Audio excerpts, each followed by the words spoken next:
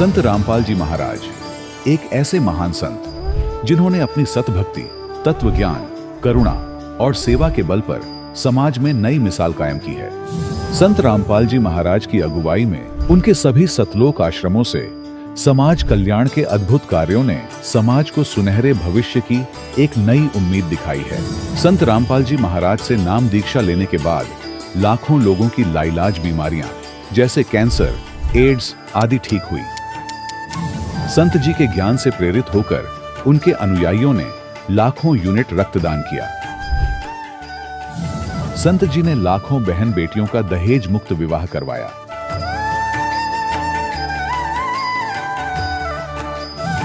संत जी ने लाखों लोगों का नशा छुड़वाया, करोड़ों उजड़े परिवार बसे। संत जी के आश्रमों में समागम के दौरान निःशुल्क नेत्र चिकित्सा, दंत चिकित्सा प्रदान की जाती है। संत रामपाल जी महाराज द्वारा समय समय पर पर्यावरण संरक्षण के उद्देश्य से बड़े स्तर पर वृक्षारोपण किया जाता है। संत जी ने जरूरतमंदों को तत्काल राहत पहुंचाने के लिए एम्बुलेंस सेवा शुरू की। संत जी अपने अनुयायियों को देहदान के लिए प्रेरित करते हैं, जिससे मानवता की सेवा और चिकित्सा क्षेत्र में सुधार हो सके। संत रामपाल जी महाराज के सभी आश्रमों में हर रोज निःशुल्क भंडारा आयोजित किया जाता है, जहां हर वर्ग, हर जाति और हर धर्म के लोग एक साथ बैठकर भोजन करते हैं।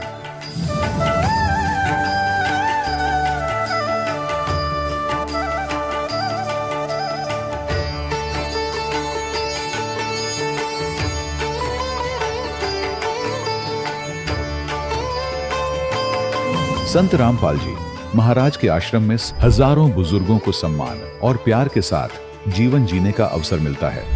उनके खाने, रहने और स्वास्थ्य की पूरी जिम्मेदारी संत रामपाल जी महाराज उठाते हैं। अनाथ बच्चों के लिए संत रामपाल जी महाराज के सभी आश्रम किसी वरदान से कम नहीं। यहाँ उन्हें शिक्षा, संस्कार और भविष्य के लिए बेहतर अवसर प्रदान किए जाते हैं। चाहे बाढ़ हो, भूकंप या महामारी, संत रामपाल जी महाराज और उनके अनुयायी हमेशा ही जरूरतमंदों के लिए सबसे आगे खड़े रहते हैं। कोविड महामारी के दौरान संत रामपाल जी महाराज के आश्रमों से करोड़ों लोगों के लिए भोजन, दवाइयां और जीवन रक्षक सामग्रियां उपलब्ध कराई गई। चाहे गरीब की मदद हो या किसी शोषित और पीड़ित वर्ग के हक और सम्मान की लड़ाई, संत रामपाल जी महाराज ने हमेशा ही उनकी दबी आवाज को सरकारों तक पहुंचाया है और उन्हें उचित न्याय दिलवाने में अहम भूमिका अदा की है। समाज में आध्यात्मिक और सामाजिक मूल्यों के प्रति जागरूकता लाने में संत रामपाल जी महाराज हर कदम पर मानवता के सच्चे सेवक साबित हुए हैं। संत रामपाल जी महाराज का जीवन हमें सिखाता है कि सच्ची सेवा वही है जो निस्वार्थ भाव से की जाए। आइए हम भी इस महान सेवा के कार्य में इस महान संत से जुड़ें और संत रामपाल जी महाराज से नाम दीक्षा लेकर अपने जीवन को धन्य बनाएं।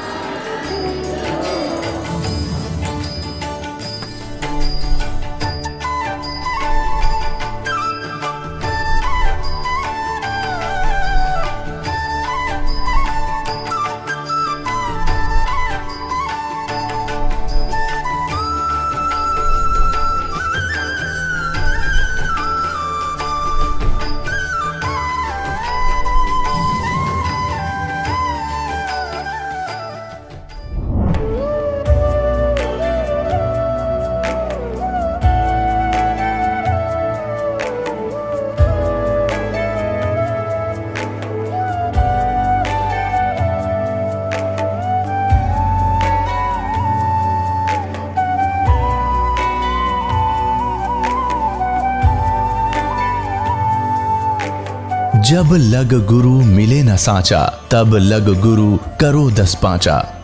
क्या गुरु बदल सकते हैं? क्या गुरु बदलने से पाप लगता है? आध्यात्म के इस मैदान में आखिर सही गुरु कौन है? गीता जी में वर्णित तत्वदर्शी संत कौन है? इन सभी प्रश्नों के उत्तर जानने के लिए अवश्य सुनिए जगत गुरु तत्वदर्शी संत रामपाल जी महाराज के मंगल प्रवचन।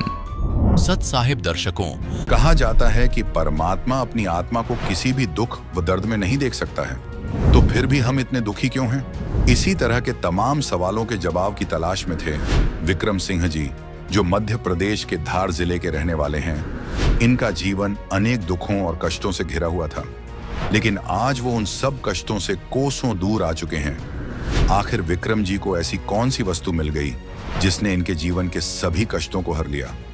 आइए अब जानते हैं विक्रम जी की अनोखी कहानी उन्हीं की जुबानी। नमस्कार सर। नमस्कार। सर क्या नाम है आपका? विक्रम सिंह निनामा। विक्रम जी कहाँ से आए हैं? मैं ग्राम बिछिया, पोस्ट बड़ौदिया, तहसील सरदापुर, जिला धार, मध्य प्रदेश, भारत से हूँ। सर संत रामपाल जी महाराज से नाम दीक्षा आपने कब ली? मैंने पूर्ण ब्रह्म परमेश्वर जगत गुरु तत्वदर्शी संत रामपाल जी महाराज से नाम दीक्षा मई 2012 में ली। सर संत रामपाल जी महाराज से नाम दीक्षा लेने से पहले आप कोई भक्ति साधना करते थे? जी हाँ, मैं हिंदू धर्म में जन्म होने के कारण से मैं जो हिंदू धर्म में जो भी देवी देवता हैं, ब्रह्मा विष्णु महेश, माता दुर्गा जी, गणेश जी और हनुमान जी, ऐसे देवी देवताओं की सबकी पूजा पाठ करते थे, जो हमको हमारे पूर्वजों ने या बता रखी थी, वैसी करते रहते थे जी। सर जो देवी देवताओं की आप पूजा करते थे, उन सभी पूजाओं से आपको क्या क्या लाभ हुए? उन पूजाओं से मेरे को कोई खास लाभ नहीं हुआ। और उसके पहले मैं आपको थोड़ा बताना चाहूँगा कि मैं एक गुरु जी है जिनका नाम है गलाराम जी, उनके 1 लाख करीब शिष्य है। 1998 से मैं उनसे भी नाम लिया था, और उनसे मैं 1998 से लगा कि जब परमात्मा संत रामपाल जी महाराज के शरण में नहीं आया, जब तक उनकी साधना उन्होंने बताई वैसी करता था। तो उनसे मेरे को ऐसा कोई लाभ नहीं हुआ। और देवी देवताओं की भक्ति करते करते मेरी माता जी, जो मैं बचपन से देखता था, वो हमेशा बीमार रहा करती थी। ये दास संत रामपाल जी महाराज जी के शरण में नहीं आया, उसके पहले तक वो बहुत बीमार रहती थी। मेरा भाई, हम 2 भाई हैं, मेरा छोटा भाई है, वो बहुत दारू पीता था। घर में अनाज हो या आटा हो खाने का, वो भी घर में से ले जा करके दारू वालों को दे करके पी जाता था। यहाँ तक कि सब्जी वगैरह हो, खेती बाड़ी में सब्जी, पैसे नहीं रहते थे, सब्जी या लकड़ी है, कोई भी घर में सामान जो है वो निकाल करके दारू वाले के दे करके पी जाता था। इतनी वो झगड़ा भी करता था, बहुत गलत गलत बोलता रहता था। फ़ायदा तो नहीं हुआ, उल्टा तकलीफ में रहते थे, बहुत घर में कलह रहती थी जी। तो सर देवी देवताओं की भक्ति करने से आपको बहुत सारी हानियों को उठाना पड़ा, तो आप संत रामपाल जी महाराज की शरण में कैसे आए? सर जी, रामपाल जी महाराज की शरण में ऐसी तकलीफ़ें बहुत ज़्यादा हो गई थी। मेरे को भूत प्रेत बाधा से मेरे को यहाँ गले में दबा दिया था, तो मेरे को लग गया था कि मैं अब ज़्यादा दिन मेरी आयु नहीं है, मैं आगे जाके मर जाऊंगा। क्योंकि मैं बोलता था तो 2-4 शब्द बोलने के बाद मेरी ज़ुबान चिपक जाती थी और चेहरा काला कट हो गया था। तो मेरे को ऐसा आभास हो गया था कि मैं अब ज़्यादा दिन का मेहमान नहीं हूँ, शायद मेरा टिकट कट गया है, ऐसा मेरे को लगता था। पहले एक गुरु कर रखा था, उनका एक शिष्य था गुरु भाई का, तो वो हम मिलते रहते थे, तो वो हमारे घर आया जाया करता था। तो मैंने कहा कि भगत जी, ये अपनी बेटी है, इनकी शादी करनी है। तो मैंने कहा एक लड़का को देखना, पढ़ा लिखा और भगत हो, दारू पानी नहीं पिए, ऐसा तो बढ़िया रहेगा। तो क्या ठीक है, मैं देख के अपन को बताऊंगा यूँ करके। तो उन्होंने कहा बाप जी आप यूँ करो कि आप वहाँ जाओ, आप भी तबीयत ठीक नहीं है ना, अपने जो गुरु जी हमारे पुराने बना रखे वो भी ठीक नहीं है, तो कि वो वहाँ जा रहे हैं तो आप भी जाओ। मैंने कहा, तो उन्होंने कहा कि इधर दिल्ली से आगे पंजाब है, वहाँ कोई आश्रम है और साधु है, वहाँ वो जा रहे हैं और आप भी जाओ यूँ करके। तो हमारे गुरुजी के साथ में हम हरियाणा गए संत रामपाल जी महाराज की शरण में, और वहाँ जाकर के हमने नाम उपदेश लिया। सर संत रामपाल जी महाराज से आपने नाम उपदेश लिया, तो क्या वहाँ जाकर आपको कोई लाभ प्राप्त हुए? जी सर जी, मेरे को वहाँ जाने के बाद में हमने नाम फार्म भरवाया। हमारे जो पहले गुरु थे वो भी बहुत ज़्यादा बीमार थे, लकवे में आया था, उनकी भी जीवान में अटक रही थी, वो बोल नहीं पाते थे। उन्होंने नाम लिया, उनके साथ में मैंने भी नाम लिया। नाम लेने के बाद में एक दिन एक रात हम रहे। उस समय तो मेरे को ज़्यादा समझ में नहीं आ रहा था क्या है क्या नहीं, क्योंकि मेरी तबीयत बहुत ज़्यादा ख़राब हो रही थी। तो पर सवेरे जब हम वहाँ से, हमारे वो जो पुराने गुरु थे वो भी थे साथ में, तो वो तो उनकी उम्र है करीब उस समय 98-99 या 100 साल की थी। अभी 107-5 साल की हो गई है। तो वो बार-बार हमको कहे कि चलो, चलो यूँ करके। तो हम एक दिन एक रात वहाँ रुके। जब हम वापस नाम लेने के बाद में वहाँ से सवेरे निकलने लगे, तो मैंने मेरे पास एक कपड़े जोड़ वगैरह थे, झोला था, वो उठा कर के हम ऐसे प्रणाम करके आश्रम में से निकलने लगे। तो जैसे मैंने 1-2 कदम रखा और परमात्मा पूर्ण ब्रह्म परमेश्वर कबीर साहब संत रामपाल जी महाराज का गुरु गोविंद जी वाला ऐसा बड़ी बड़ी फोटो लगी, उनके तरफ मैंने ऐसे देखते हुए प्रणाम करके और 1-2 कदम रखा था, वो झोला टांगा और जैसे मेरे को लगा 1-2 कदम रखे कि मेरे शरीर पर कोई बहुत करोड़ों टन वजन रखा है, बड़े बड़े पहाड़ जैसा हमारे कर्मों का बोझ है, वो ऐसे हमारे शरीर से हटा करके अलग रख दिया और शरीर में से आवाज़ आई और मेरा चेहरा जो काला कट था वो एकदम से कभी बीमारी नहीं रहा जीवन में, ऐसा हो गया मेरा। तो उसी समय मेरे को वो सारी जो बीमारी मेरी थी वो ख़त्म हो गई थी। उसके बाद में दूसरी बार मैं वहाँ से आ गया और आने के बाद में फिर मैं दूसरे और जो अनुपदेशी भाई बहन थे हमारे मिलने जुलने वाले, या मेरी माताराम जो बीमार हमेशा रहती थी, मेरा भाई दारू पी पी के बहुत झगड़ा करता था, घर में कोई सामान नहीं रहने देता था, सारा बेच देता था, हम भी बहुत सारी कर्ज में डूबे हुए थे, कई तरह की घर में हमारे खेती बाड़ी जो भी थी छोटी बड़ी उसमें पकता ही नहीं था। मतलब संत रामपाल जी महाराज की शरण में नहीं आए उसके पहले वो खेती करते थे, उसमें 1.5-2 बीघा जमीन में 5 कुंटल अनाज गेहूँ पकता था, आज उसी में 15 से 20 कुंटल गेहूँ पकता है। तो ये हमारे को लाभ हुआ। मेरी माता जी को जब हम घर से ले जा करके, हम रहते हैं सरदापुर, और सरदापुर से रतलाम बस में उतरे 5 बजे, और जैसे उतरे और मेरी माता जी को पेशाब की तरफ खून चालू हो गया और थोड़ी देर मेरे को बताया नहीं कि मेरे को ऐसा हो गया। थोड़े बैठे रहे, दूसरे जो थे हमारे साथ में वाले रेलवे स्टेशन से निकल गए। मैंने थोड़ी देर से पूछा माता जी को क्यों, बहन वगैरह साथ में थी, चलो अपने को चलना है जल्दी। हमारी बहन ने कहा कि हमारी अपनी माता जी को खून चालू हो गया है पेशाब तरफ, तो अब अपन जा नहीं पाएंगे। मेरे को मालूम था कि मैं मृत्यु की कगार पर था और संत रामपाल जी महाराज की दया से मैं बढ़िया हो गया था, तो मेरे को पूरा भरोसा था। तो ऐसे करके माता जी को और हमारे भाई वगैरह सब साथ में लेकर के मैं हरियाणा संत रामपाल जी महाराज की शरण में पहुंचे, और वहाँ माता जी को और हमारे भाई को सब ने नाम लिया। मेरे साथ में 35 जो अनुपदेशी थे सब ने नाम लिया। 3 दिन का सत्संग सुना, और 3 दिन का सत्संग सुनने के बाद में जब हम आश्रम से बाहर निकले तो उनको सारी जो बीमारी पहले बचपन से रहती थी, मैंने देखा था, वो सारी बीमारी ठीक हुई। मेरा भाई ने जो नाम ले लिया मालिक से, परमात्मा संत रामपाल जी महाराज से, तो उसको पूरे शरीर में बड़े बड़े घाव हो गए थे और खून ऑटोमेटिक निकलता था। डॉक्टर ने बोल दिया था कि इसको एड्स से है, कोई अलग तरह की बीमारी बताते थे, और बहुत दारू पीता था। वो तो नाम ले लिया था। नाम लेने के बाद 3 दिन का सत्संग सुना परमात्मा का, संत रामपाल जी महाराज का। तो 3 दिन में कभी जैसे उसके सारे खुजली के बड़े बड़े दाग हो गए थे, खुजली खूब चलती थी, वो सब बढ़िया हो गया। और दारू उसने आज तक वो बढ़िया, मतलब दारू सब छोड़ दिया उसने। अगस्त 2013 में मेरी बहन का एक्सीडेंट हो गया था, बाजार करने गई थी, वापस आते वक्त उसका बहुत भयानक एक्सीडेंट हो गया, जिसमें उसका चेहरा पूरा छिला गया था, नाक कट गया था, होंठ जीवान सब कट गया था। मेरे को पता लगा कि बहन का एक्सीडेंट हो गया, तो मैं घर इसके देखने गया, तो इसका चेहरा देख करके मैं बड़ा दंग रह गया। अपन इसको देख नहीं सके, ऐसी हालत हो गई। तो मैंने कहा कि बहन तुम्हें अपने गुरुजी से नाम ले रखा है तो बढ़िया वहाँ हो जाता है, कैसी भी भयानक समस्या हो या भी मौत आती हो तो भी अपनी टल जाती है। तो मैंने कहा अब तेरा तो जीवन में दुख का पहाड़ टूट गया, क्योंकि जिनके शकल सूरत अच्छी हो उसी को घरवाले पसंद न, दुनिया देखे नहीं तो चेहरा पूरा ख़राब हो जाए तो कोई उसको घरवाले भी पसंद नहीं करे।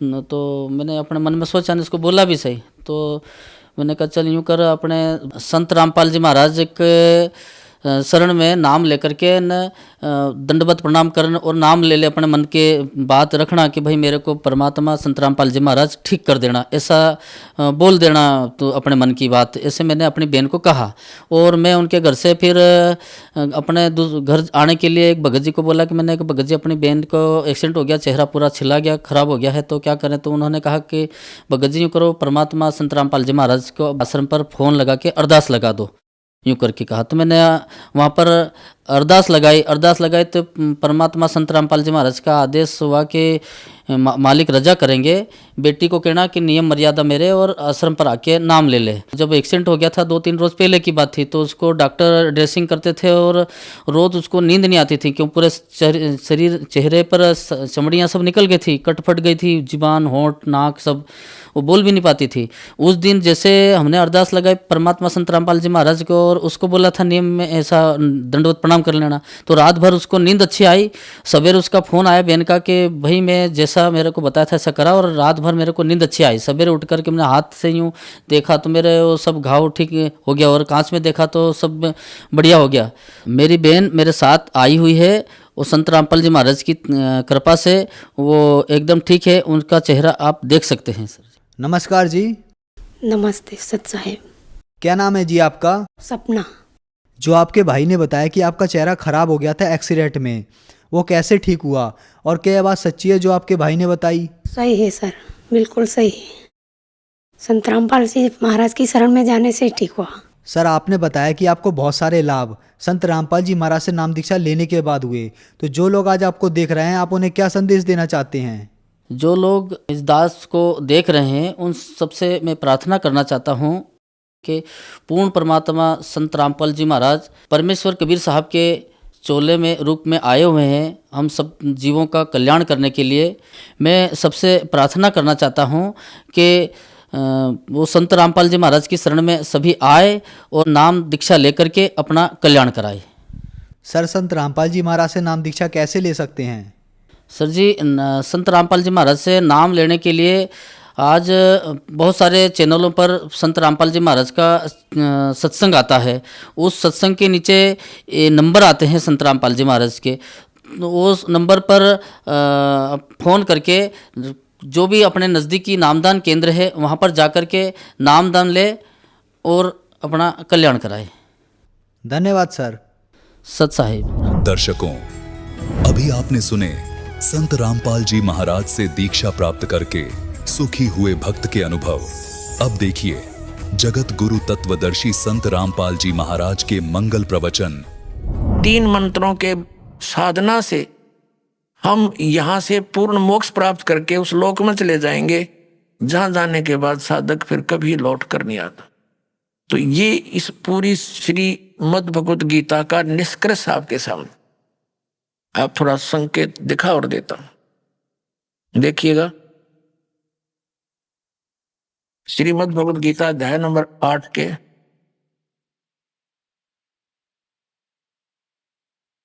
गीता अध्याय नंबर 8 का हमने यहां तक पढ़ लिया था कि वो परम अक्षर ब्रह्म है। ये 3रे श्लोक में वह परम अक्षर ब्रह्म है जो गीता ज्ञान दाता से अन्य है।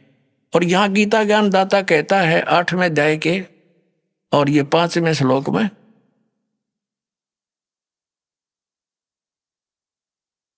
पांचवें श्लोक में कि जो पुरुष अंत काल में मुझे ही स्मरण करता हुआ शरीर त्याग कर जाता है वह साक्षात मेरे रूप को प्राप्त होता है। साक्षात रूप नहीं, मद भावम याति, मेरे वाले भाव में को प्राप्त होता है, इसमें कोई संशय नहीं। अब 7वें श्लोक में क्या कहा 8वें अध्याय के में,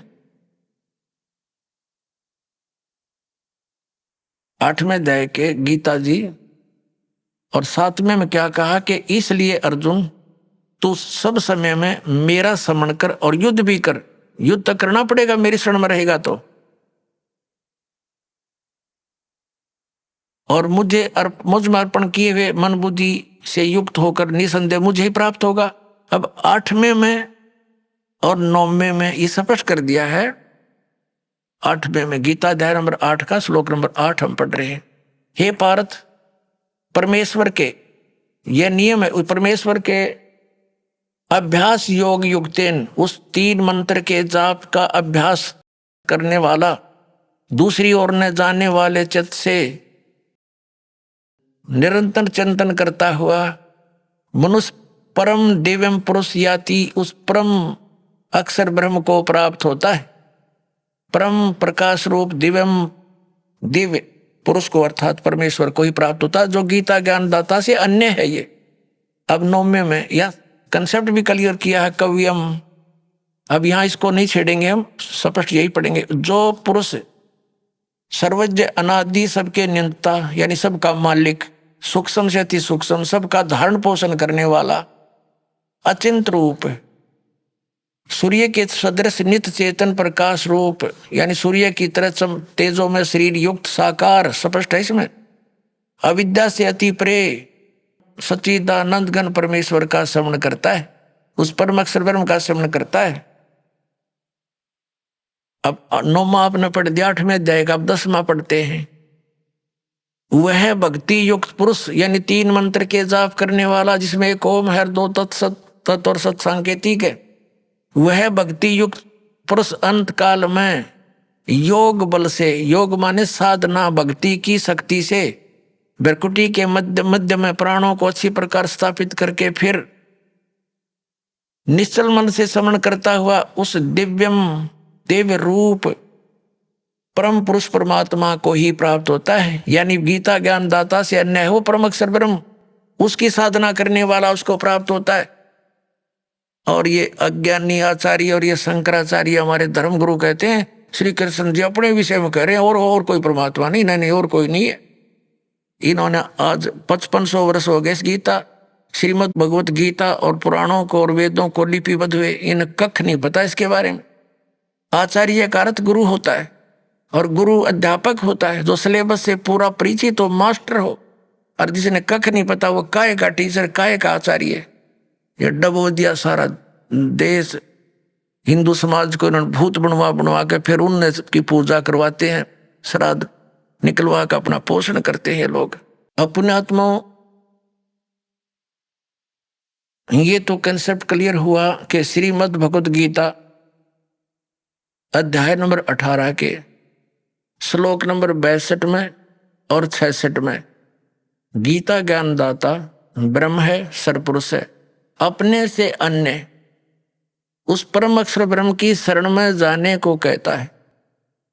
वो परम अक्षर ब्रह्म कौन है ये दास बताओगा।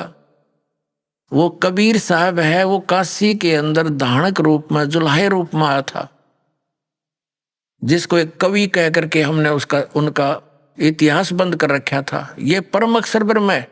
उन्होंने 600 वर्ष पहले वो ज्ञान दिया था जो आज हमारे सदग्रंथों में विद्यमान है।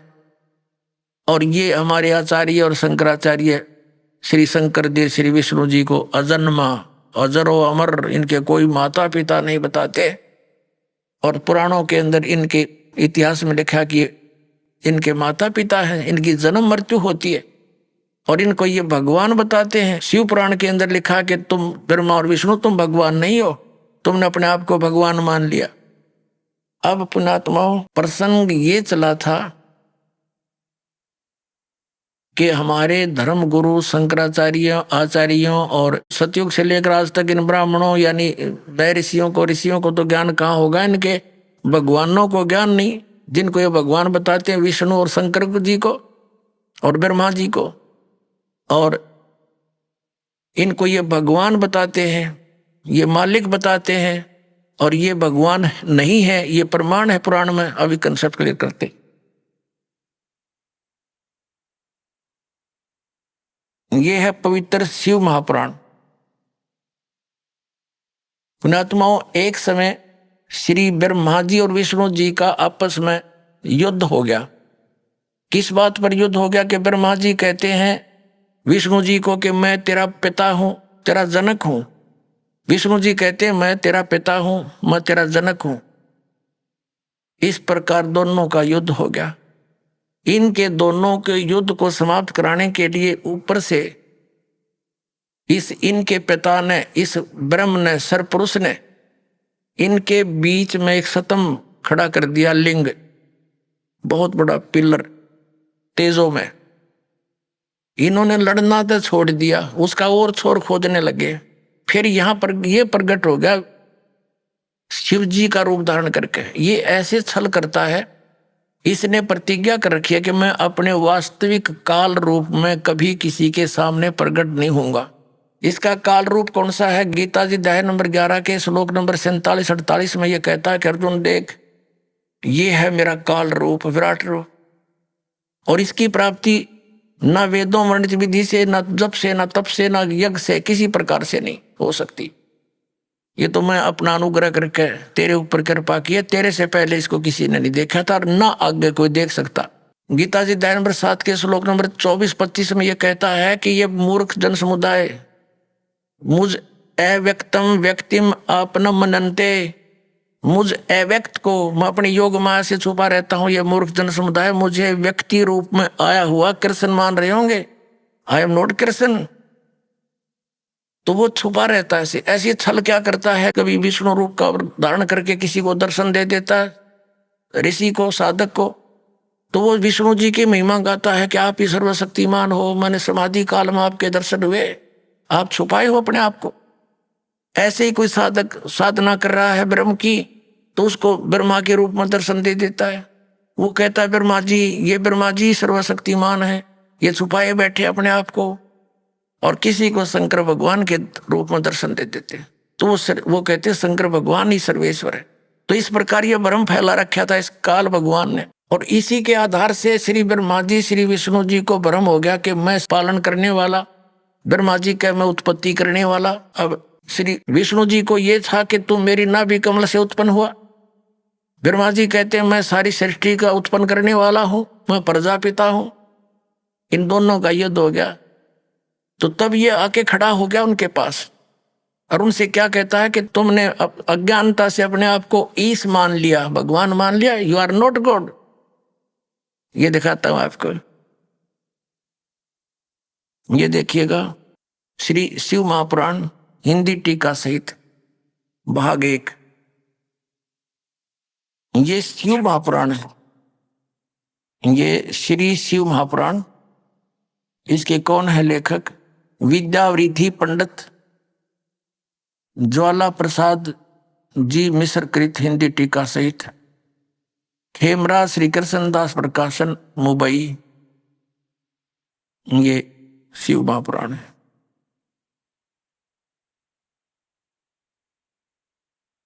इसके हम विद्वेश्वर संहिता पर पहुंचते हैं। ये देखिएगा, ये 11 पृष्ठ विद्वेश्वर संहिता शिव पुराण अध्याय 6 में। यहाँ पर नंदी केश्वर यानी वो नंदी बैल बता रहा है भगवान शंकर का। नंदी केश्वर बोले कि हे योगेंद्र, एक समय विष्णु भगवान शेष सैया पर अपने गरुड़ आदि पार्षदों के से संयुक्त लक्ष्मी सहित शयन करते थे। उस समय ब्रह्म ज्ञानियों में श्रेष्ठ ब्रह्मा जी अपनी इच्छा से वहां आए। सब प्रकार सुंदर सेज पर शयन करते हुए कमल लोचन विष्णु जी से पूछने लगे, तुम कौन हो? मुझे देखकर अभिमानी पुरुष के समान शयन करते हो। वत्स बेटा उठो, देखो मैं तुम्हारा स्वामी आया हूं। आए हुए स्वामी का गुरु को देख कर जो अपमान करता है वह उस द्रोही मूड का प्रायश्चित होना निश्चित है। यह सुनकर विष्णु जी के अंतर्मत क्रोध हुआ, पर ऊपर से दिखाया नहीं, परंतु बाहर से शांत रहे और बोले, बेटा वत्स ब्रह्मा। विष्णु जी बोले ब्रह्मा जी को, वत्स बेटा तुम्हारा मंगल हो, बैठो इस आसन पर विराजो। इस समय तुम्हारे नेत्र कुटिल और मुख वक्र क्यों हो रहा है? ब्रह्मा जी बोले, हे वत्स विष्णु, तुमको समय के प्रभाव से अभिमान है। हे पुत्र, मैं तुम्हारा रक्षक और जगत का पिता मैं हूं। विष्णु जी बोले, यह तो सब जगत मुझ में सतीत है, तुम चोर के समान किस प्रकार अपना कहते हो? तुम मेरी नाभि कमल से उत्पन्न हुए हो, इससे तुम मेरे पुत्र हो। इनका लठ बाज गया, ये गणी ना पढ़ावे आगे आते। इनका आपस में लट्ठम लट्ठा हो गए, देवता फूल बरसाने लग गए। अक्षाबास मरो कटके, ये हमारे देवताओं के लक्षण देखिए। ये हम अब 11वां पृष्ठ पढ़ रहे हैं, अभी यहाँ नीचे आ गए हैं। यहाँ देखो विद्वेश्वर संहिता का, मैं श्रेष्ठ हूं, मैं स्वामी हूं, ऐसा कहकर एक दूसरे को मारने की इच्छा से युद्ध करने में उत्सुक हुए। संपूर्ण देवता विमान में बैठकर उस महाअद्भुत युद्ध को देखने चले आए और आकाश में उनका ऊपर फूल बरसाने लगे। वारे देवताओं, ये हमारे देवता, दो भाइयों का झगड़ा हो जा तो सभ्य व्यक्ति उनका छूट बीच बचावा करा कर कहीं लड़का ना मर जा, अरे ये देवता फूल बरसावक मरो लड़के हैं, हो जाओ खत्म है तेरा गजब। इन इतिहासों को पढ़ते थे हम। अब ये काल आ गया, इनके बीच में सतम डाल दिया इनके पिता ने पिल्लर तेजों में बहुत, इसके और छोर को खोजने लगे, इन कुछ नहीं पाया, ब्रह्मा ने झूठ बोल दिया। ये कथा आप सुनते रहते हो। इसलिए इनके बीच में आ गया और फिर इनसे क्या, इनको क्या हिदायत देता है कि तुम भगवान नहीं हो, तुमने अपने आप को भगवान मान लिया। ये देखिएगा शिव पुराण 17 पृष्ठ पर हम आ गए। विद्वेश्वर संहिता है ये, विद्वेश्वर संहिता भाग 1 का अध्याय 9। अब यहां निंदिकेश्वर फिर बोले कि इस प्रकार जब वो दोनों नरम हो गए, भगवान ने नरम हुए ब्रह्मा विष्णु पर अनुग्रह करके, क्या बताया, उन दोनों की अज्ञानता और वैर को दूर करने के अर्थ दोनों से कहा कि मेरे सकल और निष्कल भेद से 2 रूप है परंतु और ईश्वर नहीं। इस कारण से दोनों उनके 2 रूप नहीं हो सकते। पहला सतम रूप है और पीछे मूर्तिमान रूप धारण किया। इसमें ब्रह्म निष्कल और इस रूप गुण सगुण, मेरे दोनों रूप से और दूसरे के किसी के नहीं। अब इनसे क्या कहा, इस कारण से तुम दोनों को अथवा दूसरों को ईश तव की प्राप्ति नहीं हो सकती। तुमने ब्रह्मा और विष्णु ने अज्ञानता से अपने को ईश माना, भगवान मान लिया। यह बड़ा ही अद्भुत हुआ, ये बड़ा गलत हो गया। उसको दूर करने को ही मैं रण स्थान में आया। अब तुम अपना अभिमान त्याग कर मुझ ईश्वर में अपनी बुद्धि लगाओ। मेरे प्रसाद से लोक में सब अर्थ प्रकाश होते हैं। अब ये क्या कहता है कि मैं जगत का वर्धक होने से मैं ब्रह्म हूं। आप आगे दिखाता हूं आपको। ये प्रश्न नंबर 18 पर देखिएगा, पहले ये देखेंगे अध्याय नंबर 10 का, और यहां हम आ जाते हैं।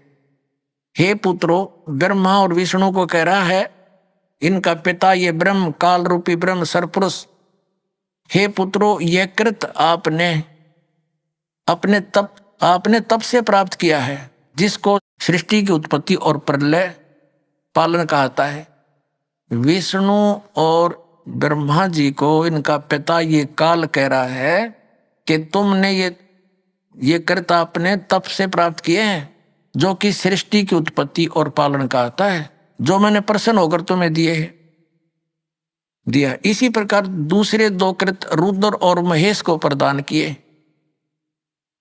परंतु अनुग्रह कृत कोई भी पाने को समर्थ नहीं है। अब इसमें दास तो कहना चाहा था कि 2 तो ये ब्रह्मा विष्णु हो गए और रुद्र और शिव ये 2 न्यारे हो गए, ये 4 हो गए, और पांचवा ये बोल रहा है। ये 5वां जो बोल रहा है ये इनका पिता है, ये सरपुरुष है, और वहां ये शिव रूप में खड़ा हो गया इनके पास आके। ये ऐसे ही धोखे से काम करता है, अपनी वास्तविकता से परिचित नहीं होने देता। ब्रह्मा और विष्णु ने शंकर भगवान मान लिया। अब आगे देखना ये क्या कहता है। ये काल जो इन चारों को संबोधित कर रहा है, वो कहता है कि मेरा ओंकार मंत्र है। अब हम 19 पृष्ठ पर आ गए, 18 पढ़ लिया। विद्वेश्वर संहिता अध्याय 10 ही चल रहा है, यहां देखना।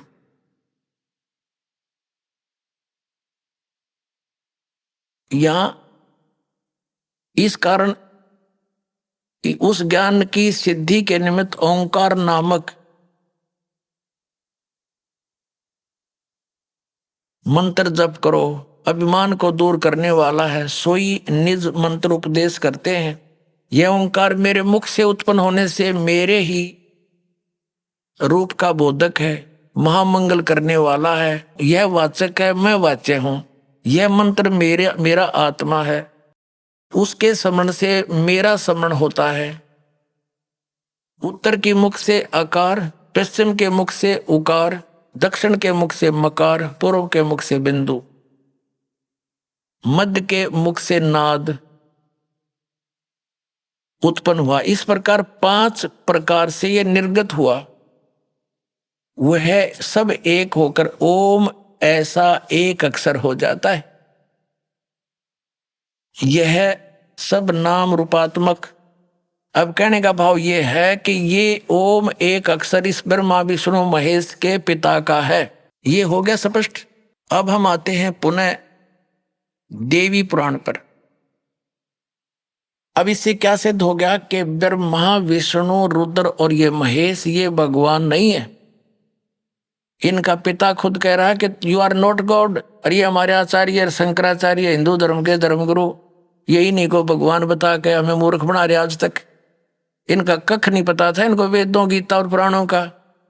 बताओ पुण्यात्माओं, इनने हमारे भोलेपन का नाजायज फायदा उठाया। इन नकली गुरुओं ने बैठा दिया, पूरा मानव समाज भूत बनवा दिया। फिर उनकी पूजा करवाते हैं, श्राद्ध निकालो, पिंड भरवाओ। अब जो साधना दास बताएगा उसमें ना तो कोई भूत बने और फिर कोई क्रिया की जरूरत नहीं उनकी। प्रसंग ये चला था आज के इन हमारे आचार्य और शंकराचार्य धर्मगुरुओं को तो ज्ञान कहाँ होगा, इनके भगवानों को ज्ञान नहीं जिनको ये भगवान बताते हैं। और वो भगवान नहीं है, सिद्ध हो गया कि ये भगवान नहीं है। और इनको ये भगवान बताते रहे, ईश बताते रहे। अब सतयुग के ब्राह्मणों ने ज्ञान नहीं। बताओ, सतयुग से लेकर आज तक ब्राह्मणों ने ज्ञान नहीं वेदों का। यह देखिएगा श्रीमद् देवी भागवत गीता प्रेस ग्रुप से प्रकाशित, केवल हिंदी। इसके संपादक हनुमान प्रसाद पोदार चिमनलाल गोस्वामी। ये गीता प्रेस गोरखपुर से प्रकाशित है।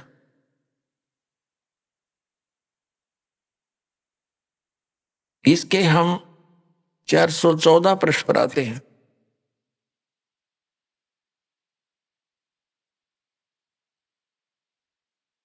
ये 414 पृष्ठ है श्री संक्षिप्त देवी भागवत और छठा सकंद। अब यहां से पढ़ेंगे। जन्मेजय ने पूछा, महाभाग किस युग में कैसा धर्म का स्वरूप है, इस संपूर्ण विषय को विशेष रूप से बताने की कृपा कीजिए। व्यास जी बोले, राजन, यह निश्चय कि सतयुग में ब्राह्मण वेद के पूर्ण विद्वान थे। उनके द्वारा निरंतर भगवती जगदम्बा की आराधना होती थी। भगवती का दर्शन करने के लिए उनका मन सदा ललायित रहता था। प्रत्येक गांव में शक्ति यानी दुर्गा का मंदिर का उद्घाटन हो, इस विषय की उनके मन में बड़ी उत्सुकता थी। बता, ये सतयुग के ब्राह्मण खाक विद्वान थे। कहते हैं व्यास जी का ज्ञान देख लो कि सतयुग के ब्राह्मण वेद के पूर्ण विद्वान थे और दुर्गा की भक्ति करते थे।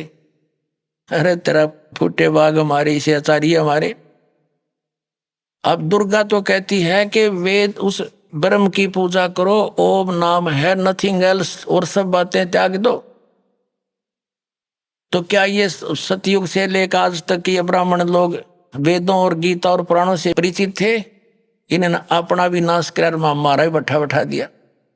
अब अपना भी भक्ति नाश किया, अपना जीवन नष्ट किया और साथ में यजमानों को भी ले डूबे ये। अब ये तो सतयुग के ब्राह्मणों के विषय में। अब कलयुग के ब्राह्मणों की जानकारी जो वर्तमान के शंकराचार्य और आचार्य तकरीबन ये ब्राह्मण ही है, ब्राह्मण वर्ण के। अब यहां देखो, वही छठा अध्याय चल रहा है, पृष्ठ 414 पर हम यहां पढ़ रहे थे। अभी ये हमने पढ़ लिया, अब यहां आ गया। व्यास जी कह रहे हैं कि धर्म की यही स्थिति त्रेता में रही, परंतु कुछ ह्रास हो गया। सतयुग की जो स्थिति थी वो द्वापर में विशेष रूप से कम होगी। राजन, उन प्राचीन युगों में सतयुग त्रेता द्वापर में जो राक्षस समझे जाते थे वे कलयुग में ब्राह्मण माने जाते हैं। ओए होए, क्योंकि अब के ब्राह्मण प्राय पाखंड करने में तत्पर रहते हैं, दूसरों को ठगना, झूठ बोलना और वैदिक धर्म कर्म से अलग रहना कलयुगी ब्राह्मणों का स्वाभाविक गुण बन गया है। पुण्यात्माओं, ये इतिहास है हमारे हिंदू धर्म के धर्मगुरुओं का, इनके द्वारा दिए गए स्पिरिचुअल नॉलेज का।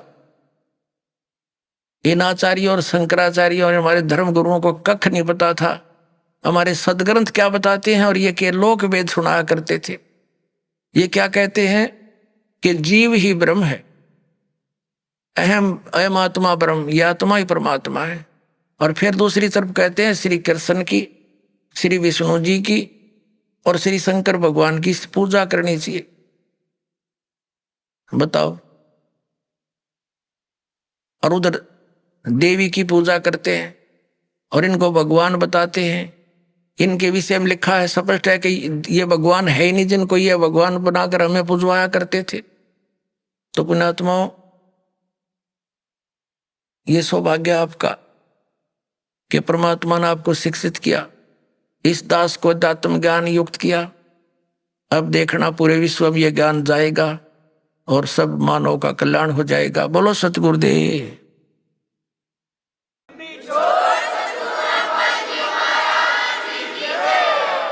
परम पिता परमात्मा पूर्ण ब्रह्म सर्व सृष्टि रचनहार कबीर परमेश्वर जी की असीम कृपा से आप पुण्यात्मा सत्संग सुनने के लिए उपस्थित हुए। जिस प्यारी आत्मा के ऊपर परमात्मा की विशेष रजा होती है, उसी को ये सु अवसर प्राप्त होता है। बहुत ही पुण्यकर्मी प्राणियों को मानव शरीर प्राप्त होता है। उससे भी पुण्यकर्मी प्राणी वे हैं जो परमात्मा की तलाश में, खोज में लगे हैं। और उनसे भी पुण्यात्मा वो प्राणी हैं जिनको सतगुरु मिल गए। तो पुण्यात्मा, आप उन तीसरे नंबर के, यानी गुड बेटर बेस्ट, ये बेस्ट आत्मा हो परमात्मा की, आपको सतगुरु मिल गए। अब आपका ये अंतिम जीवन होगा यदि आप आजीवन इस सत भक्ति पर दृढ़ रहे, नियमित रहे। आप सतलोक चले जाओगे। आप आज से नहीं लगे हो भक्ति के लिए, परमात्मा के लिए, आप युगों युगों से लगे हो। आप भक्ति मार्ग पर लगे हो, लेकिन बीच में गफलत कर जाते हो। किसी भी कारण से आपका इस भक्ति मार्ग से पैर फिसल जाता है। आप फिर यही काल के गड्ढे में, घेरे में पड़े रह जाते हो और फिर से प्रयत्न करते हो इस घेरे से निकलने का, इस कुएं से निकलने का। तो अब आपका प्रयत्न, अब आपका जो इस काल के घेरे से निकलने का ये लास्ट स्टेप रह रहा है। यदि इससे फिर फिसल गए तो हजारों युगों तक आप इस स्टेप पर नहीं आ पाओगे, इस चरण में नहीं आ पाओगे। जो इस सतमार्ग से जुड़े हैं और उनका पैर फिसल गया तो वो तो बहुत कई हजार युगों के बाद ही फिर पुनः इस भक्ति मार्ग को ग्रहण कर पाओगे। कारण क्या है? कारण ये है कि ये सत भक्ति है, यथार्थ मंत्र है। इनके जाप करने से आपकी कमाई ढेर सारी होती है, बहुत ज्यादा हो जाती। और इसका हमने संग्रह करके सतलोक जाना था इस भक्ति की कमाई के बल से, और ये अंतिम सांस तक हमने संग्रह करना था इसका। और हम किसी भी कारण से परमात्मा के इस मार्ग से विचलित हो जाते हैं अंतिम सांस तक कभी भी, तो फिर हम यही रह जाएंगे। और यहां का विधान है कि जैसे कर्म प्राणी ने किया है वैसे फल उसको मिलेंगे ही मिलेंगे। आपके पुण्यों का, आपकी सतभक्ति का ढेर लग जाएगा। जैसे आपको प्रथम मंत्र दिया जाता है, इसमें हमारे कमल है, हमारे शरीर के अंदर ये चक्कर बने हुए हैं। चक्कर जैसे एक मूल चक्र है, फिर स्वादिष्ठान चक्र है जिसको संतों ने स्वाद चक्र बोला है। और फिर नाभि चक्र है, नाभि कमल भी कहते हैं, मूल कमल भी कहते हैं, अधिष्ठान कमल भी कहते हैं। चक्कर कहो कमल कहो, संतों ने उसे कमल बोला है, योगियों ने चक्र बोला है। फिर हृदय कमल यानी हृदय चक्र है। फिर कंठ कमल है यानी कंठ वाला चक्र है। और फिर त्रिकुटी कमल है। तो इस प्रकार हमारे शरीर में ये जितने भी कमल चक्र हैं, इन पे एक एक देवता का अधिपत्य है। मूल चक्र के ऊपर, मूल कमल के ऊपर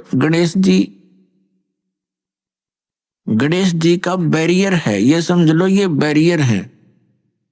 अपने अमनिज धाम जाना है, ये बैरियर है। प्रथम बैरियर है मूल कमल, और दूसरा बैरियर है स्वादिष्ठान कमल यानी चक्र, स्वाद चक्र। और तीसरा बैरियर है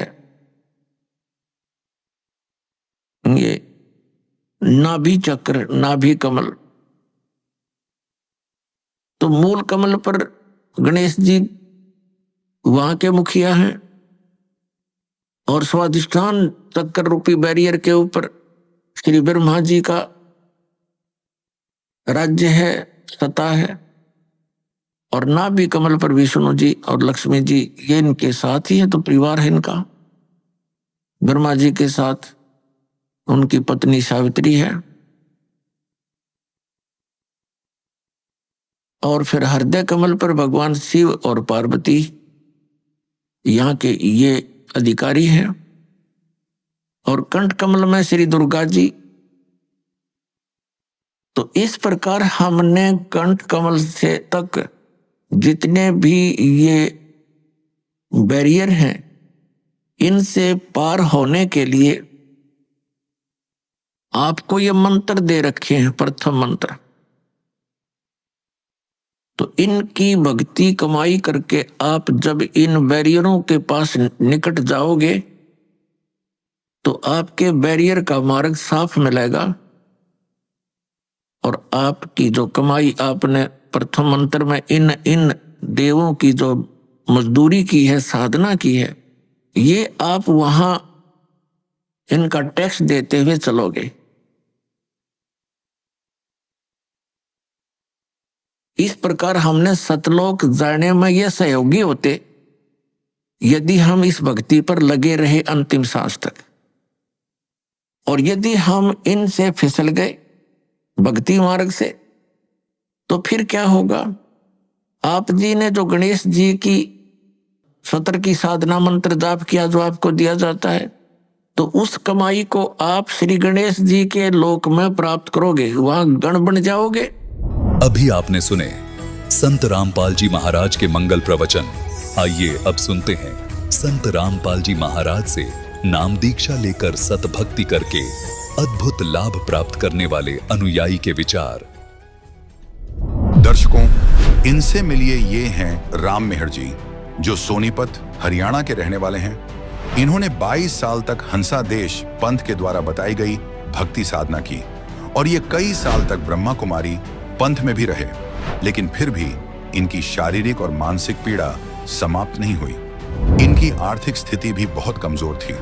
फिर एक दिन इन्हें जब संत रामपाल जी महाराज की शरण मिली, तब इनका शारीरिक और मानसिक रोग तो समाप्त हुआ ही, साथ में इनकी आर्थिक स्थिति भी ठीक हो गई। इनका जीवन इस कदर बदल गया जिसकी कभी ये कल्पना भी नहीं कर सकते थे। आखिर संत रामपाल जी महाराज से नाम दीक्षा लेने के बाद ऐसा क्या हुआ जो इनका जीवन पूरी तरह बदल गया? आइए जानते हैं राम मेहर जी की कहानी, उनकी अपनी जुबानी। नमस्कार सर। नमस्कार सर। सर क्या नाम है आपका? राम मेहरदास सर। राम मेहर जी, आप कहाँ के रहने वाले हैं? गाँव मुहाना जी, जिला सोनीपत, हरियाणा से जी। सर संत रामपाल जी महाराज से नाम दीक्षा आपने कब ली? ये जी सितंबर का महीना 2017 में जी।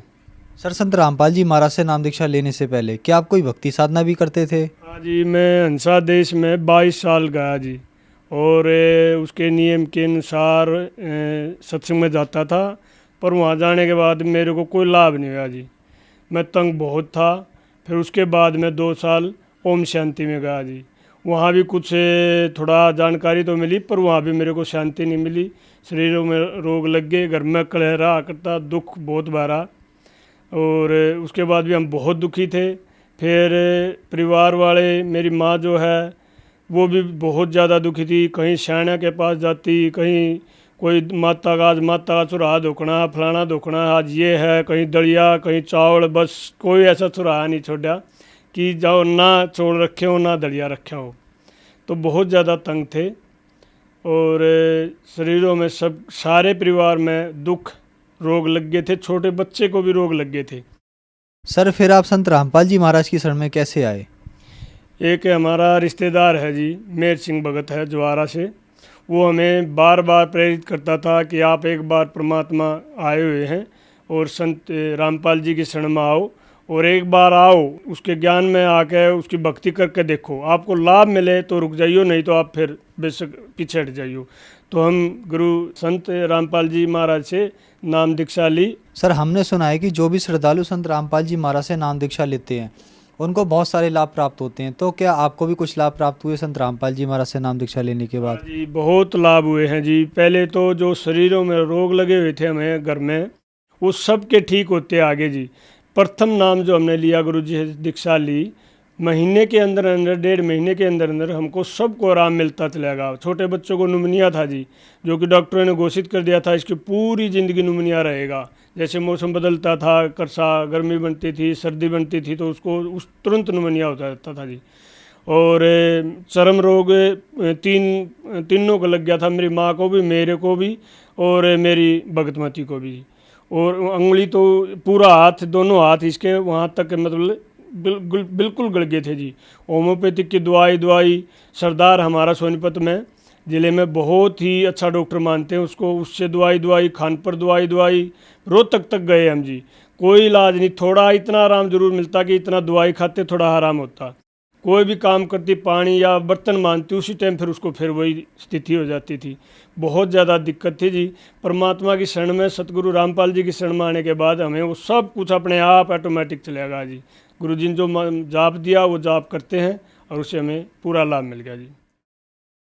और जी घर में जो कलेश रहा करता, मैं हुक्का बीड़ी पी लेता था जी, कभी कभार दारू पी लेता था जी, वो अपने आप पीछे हट गया। मेरी माँ हुक्की पिया करती, बहुत ज़्यादा पिया करती, वो भी अपने आप पीछे हट गई। हमें हुक्के नशे से तो बहुत ही मतलब अब गलैन आने लग गई बहुत। जो अगर दूसरा पीता है तो हमें सर में दर्द हो जाता है जी। अब हम नशे के लोग नहीं जी। जैसे मेरी छाती में बहुत ज़्यादा दर्द रहता था, मैं कई बार डॉक्टर से दिखाया, खानपुर भी दिखाया, तो उन्होंने बोल दिया था कि आपको जो गैस एसिड बनता है वो आपको हार्ट पर प्रेशर डालता है, इसलिए आपको छाती में दर्द है, और इसको आपने निरंतर दवाई खानी पड़ेगी, आराम मिल जाएगा। कहीं आराम नहीं मिला जी। मैंने खानपुर से भी दवाई ली और देसी दवाई भी खाई, कोई आराम नहीं मिला जी हमें। फिर परमात्मा की शरण में आने पर मेरे को छाती में आराम मिल गया जी, तुरंत आल लगड़, कोई छाती में दर्द नहीं है जी।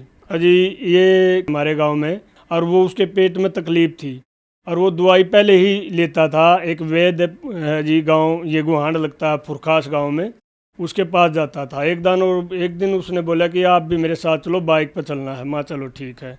तो मैं साथ में चला गया वहाँ पे। तो उसने मेरी भी नाड़ी देख ली, बोला आपको पेट में ये गैस बनती है, आपको ये तकलीफ़ है। और तो मेरे को कहते कहते उसने मेरे से दवाई बांध दी अपने आप। मैंने वो घर पे लिया, तो उन्होंने बुआसर की दवाई दे दी मेरे को। तो हालांकि मेरे को बुआसर नहीं थी, थोड़ी घनी खुजा वगैरह मिटती थी, इसलिए मैं भी फिर थोड़ा हाल ले आया। मगर चलो ठीक हो जाएगी। उसने बहुत ज़्यादा बढ़ाई करी कि आपकी जड़ तो चली जाएगी, ये है। तो मैं लेके आ गया। तो मैंने जैसे ही शुरू करी तो मेरे को बुआसर, असल में बुआसर बन गई थी, कभी मेरे को बुआसर नहीं हुई, और मेरे को घाव बन गया गुदा के अंदर और खून आने लग गया। मैं डरता था कहीं अब दर्द होएगा। तो एक दिन मेरे गांव में 3-4 दिन की बात हुई थी। मेरे गांव में अभी ये इस महीने में शनिवार गया था, पुस्तक सेवा थी, तो सभी भगत आए हुए थे। मैं भी पुस्तक सेवा करी मैंने भी, और पुस्तक सेवा करने के बाद 2 बजे तक पुस्तक सेवा हुई मेरे गांव में।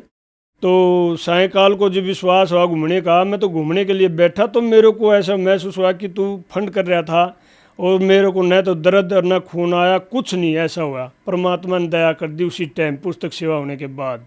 मालिक ने बड़ी दया करी। और जी मेरे को एक माइग्रेन भी था जी, जो आधे सर का दर्द था बहुत ज़्यादा, उसने 17 साल हो गए थे जी मेरे पास। मनसा देश में था, वहाँ जी भी मेरे को सर में दर्द था। ओम शांति में जाता था, वहाँ भी मेरे को सर में दर्द था। यहाँ आने के बाद मेरा सर का दर्द जो माइग्रेन बोलते थे डॉक्टर, मैं खानपुर पीजीआई में भी गया था इसके लिए। उन्होंने बोल दिया था आपको ये 60 साल तक रहेगा, जब तक आपका ये दिमाग ज़्यादा तेज़ी पकड़ता है ना, तो आपको 60 साल तक ये आधा शिशु रोग भी बोलते हैं, माइग्रेन भी वगैरह कहते हैं, आपको रहेगा, ये गोली लेने की भी ज़रूरत नहीं है इसको।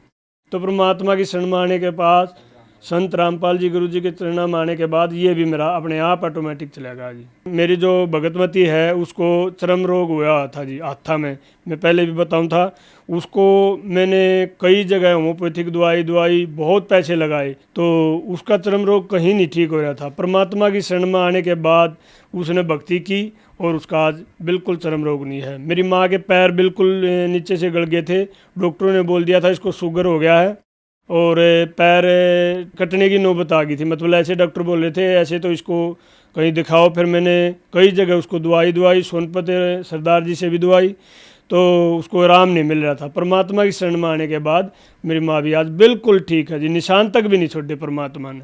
बच्ची मेरी लड़की है 13 साल की होगी जी वो, और उसको दिमाग की दौरा पड़ने लग गया था जी। और सभी पड़ोस में ये कहने लगे थे कि आपकी लड़की को दिमाग की दौरा पड़ गया, इसको दिखाओ। मैंने सीधा जी रोहतक पीजीआई में ले गया और परमात्मा की शरण में आए हुए थे, उसकी अरदास लगवाई, मालिक दया करियो परमात्मा। संत गुरु रामपाल जी के आदेश आए थे कि परमात्मा दया करेंगे, परमात्मा भजन करो और सब ठीक हो जाएगा। तो मैं उसको पीजीआई में ले गया, वहाँ डॉक्टर ने बोल दिया था इसको पूरी ज़िंदगी दिमाग की दौरा रहेगा। और फिर मैं नाम दाम केंद्र है जी रोहतक, वहाँ पे गया और भक्तों के आगे ये समस्या रखी। भक्तों ने फिर परमात्मा के वो पत्र लिखा मालिक के चरणों में, और पत्र से फिर आदेश आया अगले दिन, वहीं पे नाम दाम केंद्र पे थे हम। पत्र से आदेश आया परमात्मा का कि परमात्मा दया करेंगे और आप भक्ति करते रहो। परमात्मा की ऐसी दया हुई, 3 दिन में वो बच्ची बिल्कुल ठीक होगी। भक्ति करते रहे और ठीक होगी वो बच्ची। सर, संत रामपाल जी महाराज से नाम दीक्षा लेने के बाद आपको बहुत सारे लाभ प्राप्त हुए, तो जो श्रद्धालु आज आपको देख रहा है आप उन्हें क्या कहना चाहेंगे? बस ये मैं यही कहना चाहूँगा कि जो भी भगत समाज है, जो भी परमात्मा को मानते हैं, सच्चे दिल से एक बार परमात्मा सतगुरु रामपाल जी की किताब पुस्तक जो है वो पढ़ें, सत्संग सुने, उसकी वाणी सुने, उनको एक बार देखो क्या कह रहे हैं वो समझो। कि जो कहते हैं मन, ये जो अपने आप जो भक्ति करते हैं, जिन्हें अपने विचार से ये कहीं कहीं ठेका ठा रहे, इतने पंथ चल रहे हैं, इनमें सब मन गणंग बातें हैं। जो सच्ची भक्ति होती है, जो सच्चा प्रेम परमात्मा का होता है, वो हमें सुख देगा, दुख नहीं देगा। अच्छा, सच्ची भक्ति जो करता है, जो सच्चे मंत्रों से जाप करता है, परमात्मा तो तुरंत अड़ लेता है। फिर परमात्मा उन और पंथों में जाते हैं, उन पंथों में लाभ नहीं हो रहा, क्यों वहाँ पे रुके हुए हैं? एक बार नुका खोजी प्यारा है, परमात्मा तो खोजी प्यारा है, खोजी तो बनो, कम से कम खोजी बनो, जानकारी लो। कोई चीज़ कहीं से कुछ मिलती है तो आदमी कहीं न कहीं दूर से दूर जाता है, भाड़ा लगाता है, पैदल चलता है अपनी चीज़ लेने के लिए। अगर भगत हो तो परमात्मा को चाहने वाले हो तो परमात्मा एक बार संत गुरु रामपाल जी की पुस्तक पढ़ें, और टीवी पे चैनल जो आता है, इन पे सत्संग आता है, वो सुने। सर, संत रामपाल जी महाराज से नाम दीक्षा कैसे ले सकते हैं? संत रामपाल जी महाराज के जो नाम दाम केंद्र खुले हैं, हर ज़िले में खुले हुए हैं। और जो भी भगत इस सत्संग लेना चाहता है, नाम दाम लेना चाहता है, आपने जैसे आप आजकल मोबाइल पे हैं, मोबाइल पे भी वेबसाइट पे देख सकते हैं। कहीं भी अपना जो नाम दाम नज़दीक है, ज़िला है, उस पे आप नंबर नोट कर सकते हैं और उस नंबर पे आप फ़ोन कर सकते हो। आपकी पुस्तक भी घर पे आएगी और आपका जो नाम दाम केंद्र नज़दीक पड़ता है, आपको पूरा एड्रेस दिया जाएगा। सर, पहले आपने बताया कि आप हंसा देश जी के पास आपने भक्ति की, वहाँ से नाम दीक्षा ली, फिर आप ओम शांति वालों के पास गए और फिर आपने संत रामपाल जी महाराज को अपना गुरु बनाया। कहते हैं गुरु नहीं बदलना चाहिए, गुरु बदलना पाप है। क्या कारण है, क्या सच्चाई है इसके पीछे? जी, जो चीज़ हमें चाहिए है उसके लिए हमने कभी झिझक नहीं करनी चाहिए। जैसे कोई हमने हमारी पर्सनल कोई दुकान है या डॉक्टर है, अगर हमारा वहाँ पे कोई इलाज नहीं हो रहा है या हमारी कोई दुकान से चीज़ नहीं मिल रही है तो हम क्यों बैठेंगे वहाँ पे? हम अपनी दुकान बदलो या डॉक्टर को बदलो, ये चीज़ हमें नहीं देखनी, हमने लाभ लेना है। फिर ये मौका नहीं मिलेगा। ये जो मनुष्य योनि मिली है ये भक्ति के लिए मिली है। समझने की बात तो यही है कि मनुष्य योनि भजन भक्ति के लिए मिली है, यहाँ से पार होने के लिए। तो इसलिए गुरु बदलने में हमें कोई झिझक नहीं करनी चाहिए, ना डरना चाहिए। जो संत पूर्ण होते हैं वो सब कुछ हड़ लेते हैं, डरना नहीं कभी भी चाहिए। परमात्मा की शरण में आओ और भजन भक्ति करो। धन्यवाद सर। सत साहिब।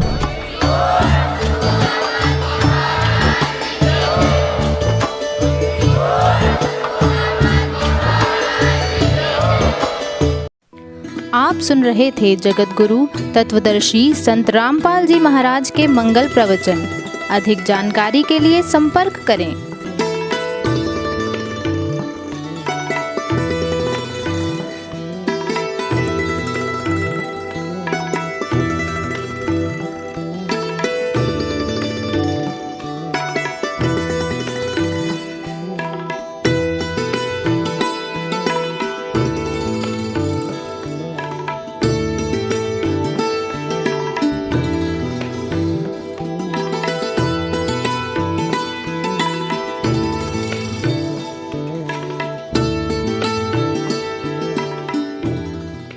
जगत गुरु तत्वदर्शी संत रामपाल जी महाराज जी के पावन सानिध्य में भक्ति की अलख जगाने तथा श्रद्धालुओं को सत्य भक्ति मार्ग का रास्ता दिखाने हेतु कनाडा के लोकप्रिय channel the TV NRI channel पर जगत गुरु तत्वदर्शी संत रामपाल जी महाराज जी के मंगल प्रवचनों का प्रसारण प्रतिदिन सुबह 7:30 बजे से 8:30 बजे तक तथा रात्रि 7:30 बजे से 8:30 बजे तक किया जा रहा है। इस सत्य भक्ति मार्ग को अपनाने के लिए अधिक से अधिक सत्संग प्रसारण देखें। इस सत्संग प्रवचन का सीधा प्रसारण संत रामपाल जी महाराज लाइव सत्संग YouTube चैनल और जगत गुरु संत रामपाल जी महाराज फेसबुक पेज पर भी देख सकते हैं।